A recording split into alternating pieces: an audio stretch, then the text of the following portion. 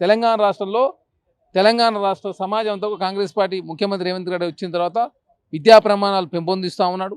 అదే కాకుండా 1000 ప్రాథమిక పాఠశాలను కూడా ఏర్పాటు చేశారు. అంటే ఏదైతే కిడ్స్కి సంబంధించినటువంటి స్కూల్స్ 1000 ఏర్పాటు చేశారు. అదే కాకుండా స్కూల్స్లో డ్రాప్అవుట్ లేకుండా ఎంతమంది ఉన్నా కూడా ఖచ్చితంగా స్కూల్ నడవాలి, 10-20 మంది ఉన్నా కూడా నడపాలని చెప్పి ప్రభుత్వం సదుద్దేశంతో ముందుకు పోతూ ఎస్సీ ఎస్టీ బీసీ మైనార్టీ అని చెప్పి వ్యత్యాసం ఉండదు, అన్నీ కలిపి ఇంటిగ్రేటెడ్ క్యాంపస్ ఉండాలని చెప్పి ప్రభుత్వం ముందుకు పోతూ ఉంది కదా.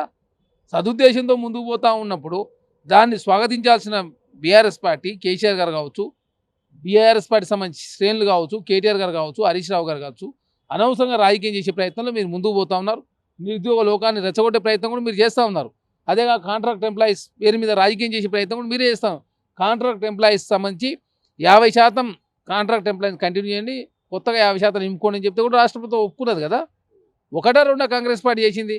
చాలా అద్భుతంగా తెలంగాణ రాష్ట్రంలో విద్య కోసం చాలా బడ్జెట్లో అత్యధిక బాగా నిధులు కేటాయించుకొని తెలంగాణ రాష్ట్రంలో కావచ్చు ప్రపంచవ్యాప్తంగా పెట్టుబడులు ఆకర్షిస్తూ తెలంగాణ రాష్ట్రంలో ప్రభుత్వ రంగంతో పాటు ప్రైవేట్ రంగంలో ఉద్యోగాలు ఆకర్షించే ప్రయత్నం చేస్తుంటే మీరు బీఆర్ఎస్ పార్టీగా స్వాగతించాల్సి పోయి అభినందించాల్సి పోయి అనవసరం నిందలిచ్చే ప్రయత్నం దయచేసి మానుకోవాలని చెప్పి కోరుతాం.